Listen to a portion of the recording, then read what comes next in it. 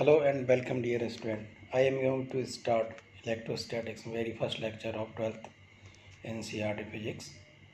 In this first lecture we will discuss charge which is present everywhere. Have you experience of seeing a spark or hear a crackle when we will take off our synthetic clothes or sweater?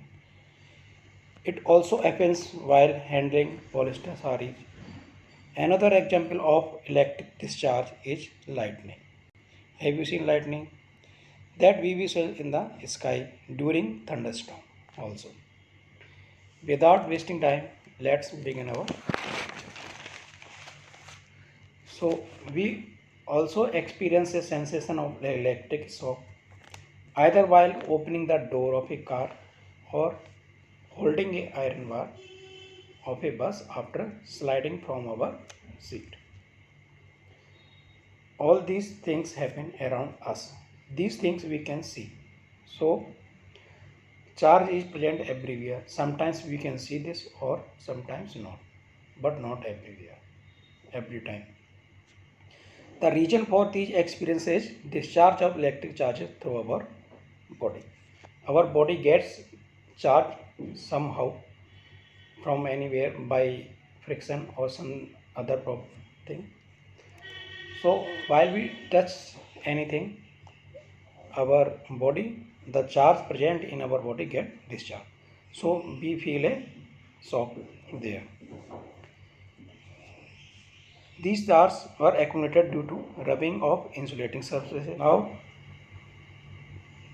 if we want to give a definition of electrostatics, electrostatics deals with the study of forces, fields, and potential arising from static charges.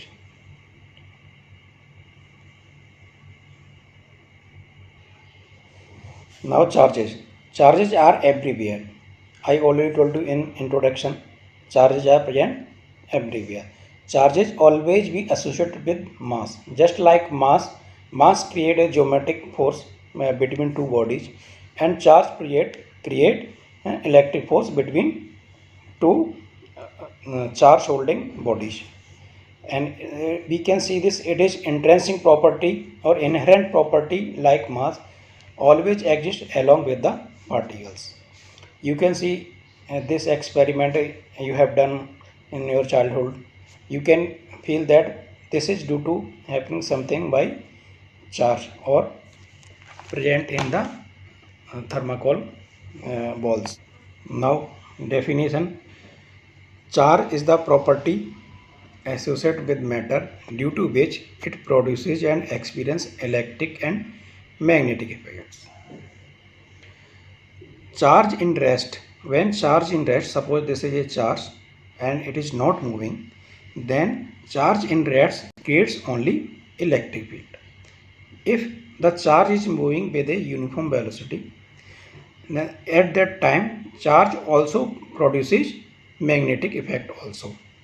So what we have learned, the charge creates electric field when it is at rest. When charge is at rest, it produces electric field, and if it is moving, it creates both electric field and magnetic field also.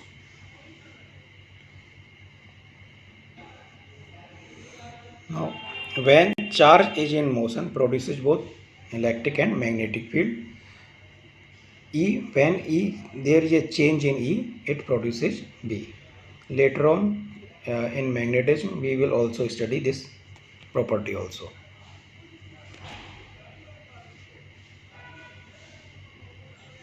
Now if we give a acceleration to the charge, if the charge, suppose there is a charge here, accelerated charge produces both electric and magnetic effects and also radiate energy. तो third property इसकी क्या है कि अगर हम इसको एक uniform, अगर हम इसको एक एक्सेलरेशन दे दें और ये टू एंड फ्रो मोशन करे इधर से उधर, left to right and right to left again, then it also add a third property which is it radiates energy. इस एनर्जी को हम क्या बोलते हैं, हम हमेशा electromagnetic energy.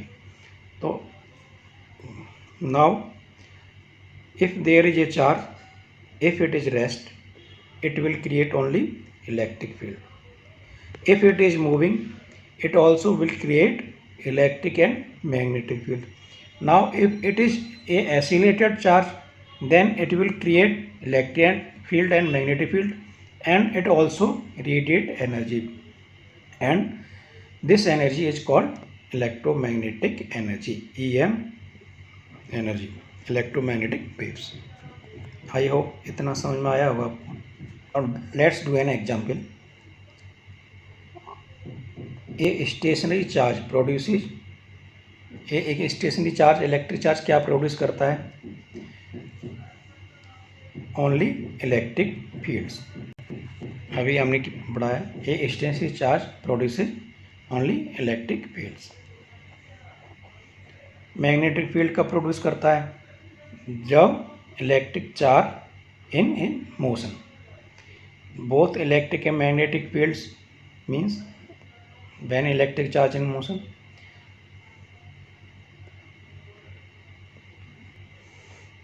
Now second question, the electric charge in uniform motion produces. When it is in uniform motion, what it will produce? Both electric and magnetic fields.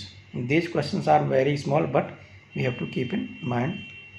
This is a 5-second question only, but always these should be in present in your mind.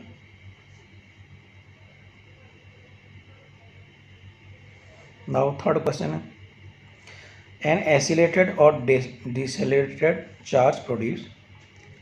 I have already told you electric and magnetic fields that are radiated. Or which type of radiation is there? Electromagnetic wave. Electromagnetic wave.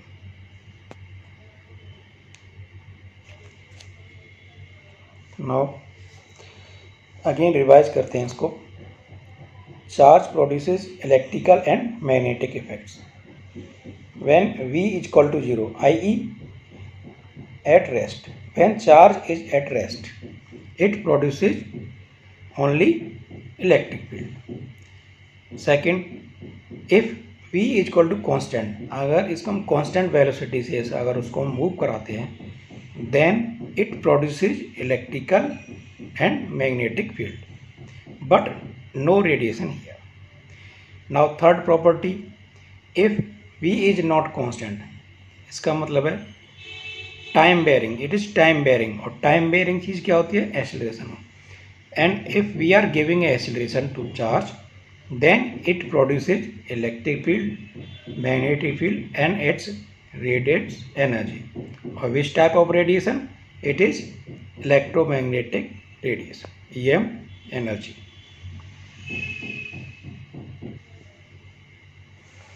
Now इसके हम units देखेंगे. इसको हम represent कैसे करते हैं? Capital Q से, either small Q से, कैपिटल क्यू और स्मॉल क्यू. एंड ऐसा यूनिट ऑफ इट्स मेजरमेंट क्या है? कूलम. एंड इसका अगर डायमेंशनल फार्मूला में चेक करना है तो डायमेंशनल फार्मूला क्या होगा? I equal to d q by d t होता है. एंड डी क्यू अगर हम निकालेंगे तो ये हो जाएगा I multiplied by delta T. I भी स्केलर होता है एंड डेल्टा टी भी स्केलर होता है. सो चार्ज क्या है? स्केलर क्वांटिटी हो गई. अगर हम इसका डायमेंशन निकालेंगे तो क्यू, इसका मतलब डायमेंशन को हम बड़े ब्रैकेट में हम रखते हैं हमेशा. Dimension of q is equal to हो जाएगा dimension of I multiplied by dimension of t, मतलब समय. आई को हम ए से भी रिप्रेजेंट करते हैं और टी को टी से. सो इसकी डायमेंशन हो जाएगी A into T. Scalar quantity can be added algebraically. Now examples of charge particles क्या होते हैं? प्रोटॉन होता है, इलेक्ट्रॉन होता है एंड अल्फा पार्टिकल्स होते हैं. इनके बारे में और आगे हम पढ़ेंगे. नाउ फंडामेंटल चार्जेज कितना होता है? इलेक्ट्रॉनिक चार्ज कितना होता है? E is equal to 1.6 into 10⁻⁻19 coulomb. And charge on electron -(E) -1.6 10⁻⁻19 coulomb होता है। And charge and proton same but in opposite, plus e is equal to plus 1.6 × 10⁻⁻⁻ के 19 coulomb. And charge on neutron it is 0। Positive and negative sign are arbitrarily assigned by Benjamin Franklin. ये एक वैज्ञानिक थे, इन्होंने इसको एक positive नाम दिया था। बेंजामिन फ्रैंकलिन के वैज्ञानिक थे जिन्होंने इनको पॉजिटिव और नेगेटिव साइन दिया था।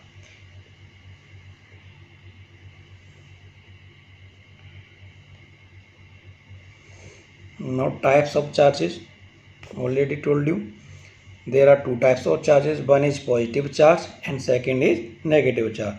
पॉजिटिव चार्ज का मतलब है इसमें इलेक्ट्रॉन्स की डेफिशिएंसी है, एंड नेगेटिव चार्ज का मतलब है इसमें एक्सेस ऑफ इलेक्ट्रॉन्स हैं। And neutral means Q plus is equal to Q minus, means positive and negative charge दोनों क्या है, बराबर हैं। Positive charge, it is the deficiency of electrons as compared to proton. We will compare with the proton.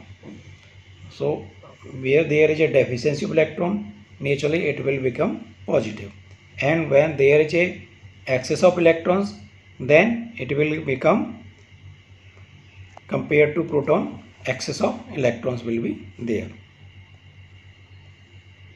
Now we will do a question number 4. If an object has a net charge of -k1 coulomb, the number of excess electron it possesses is। हमें क्या निकालना है, charge दिया हुआ, net charge दिया हुआ है, और हमें नंबर ऑफ एक्सेस इलेक्ट्रॉन निकालना है कि उस पर कितने इलेक्ट्रॉन एक्सेस हैं। तो सबसे पहले ये चीज़ देखो, कितना उस पर चार्ज है, -1 कूलम। इसका मतलब क्या है, माइनस का मतलब क्या है, उस पर एक्सेस है, तभी वो माइनस आया हुआ है उधर। And there is an formula we will study later, Q is equal to NE। मतलब charge present on a object is equal to होता है number of electrons into multiplied by charge of an electron. So Q is equal to NE, Q है -1C, and number हमें निकालना है कितने उस पे हैं, और ये होता है -1.6 × 10⁻⁻19 कूलम। इस माइनस से ये माइनस कैंसिल हो जाएगा, n इज इक्वल टू निकलेगा 1.1+6 × 10⁻⁻19 कूलम। अगर इसको हम कैलकुलेट करेंगे तो ये आ जाएगा 10/16 × 10⁻18। अब ऑप्शन में देखो 10⁻18 कौन सा है, B है। अगर इसको हम डिवाइड करेंगे तो ये आएगा 6.25 × 10⁻18 coulomb. Sorry, number of electrons present in excess.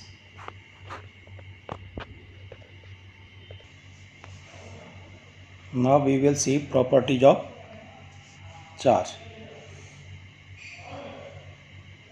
Now first property is attractive or repulsive. Like charges repel.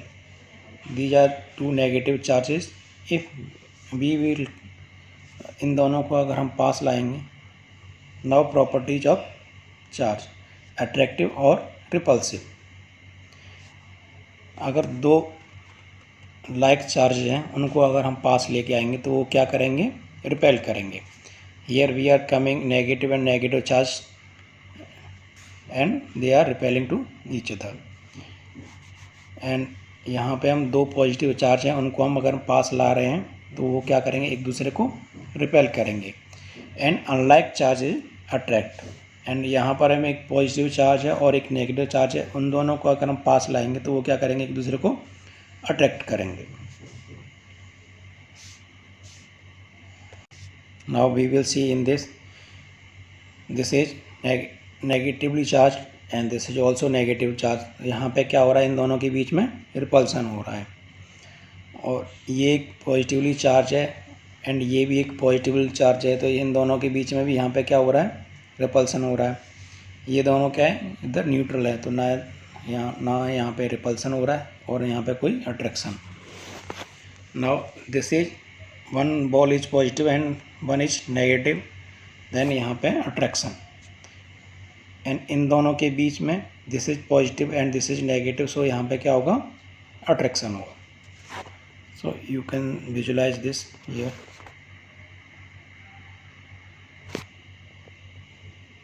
Now second property of charge is this: charge is conserved. It means charge is neither created nor destroyed. Charge को ना create कर सकते हैं और nor destroy कर सकते हैं. We can only transform the charges from one place to another or from one body to another body. But Q initial is equal to Q final रहेगा हमेशा. Q initial will be equal to Q final. Now suppose here is a charge body and initially इस पर Q is equal to plus 4 E है.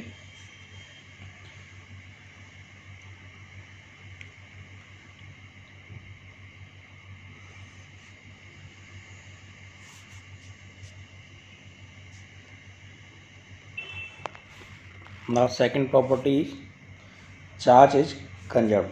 Charge is neither created nor destroyed. It means Q initial always will be Q final. Two charge bodies here, one this and one is here charge plate. Here the charge is 0 because जितने भी positive हैं उतने ही negative charge है इस पर. And यहाँ पे क्या है, ऑलरेडी +4 E चार्ज है क्योंकि यहाँ पर डेफिशिएंसी ऑफ इलेक्ट्रॉन्स हैं. इलेक्ट्रॉन को हम माइनस से प्रोड्यूस कर रहे हैं, रिप्रेजेंट कर रहे हैं, एंड प्रोटॉन को हम प्लस से रिप्रेजेंट कर रहे हैं. तो इसका मतलब प्लस का मतलब है यहाँ पे इलेक्ट्रॉन्स की ऑलरेडी कमी है. तो यहाँ पे कितने इलेक्ट्रॉन्स की कमी है? 4 इलेक्ट्रॉन्स की कमी है. तो इस पर कितना चार्ज हो गया? +4 E. एंड यहाँ पे क्या है, जितने ही इलेक्ट्रॉन है उतने ही प्रोटॉन है, इसलिए Q इक्वल टू कितना हो गया? 0 हो गया. अगर हम इन दोनों को आपस में टच कराते हैं और टच करा के फिर अलग कर देते हैं तो क्या होता है कि यहाँ से 2 इलेक्ट्रॉन इसके पास चले गए, तो ये दोनों तो न्यूट्रल हो गए एंड इसके पास स्टिल कितना चार्ज बचा? +2E, क्योंकि इस पर 2 इलेक्ट्रॉन की अभी भी कमी है. एंड इस पर भी कितना चार्ज बचा? +2E, क्योंकि दो इलेक्ट्रॉन की इस पर भी कमी हो गई. तो नेट चार्ज कितना हो जाएगा? 4 + 4E. तो चार्ज इनिशियल में क्या था? +4E एंड फाइनल में क्या आ गया? +4E. So charge initial will be equal to charge final. In every reaction or transformation, the total charge on an isolated system remain constant.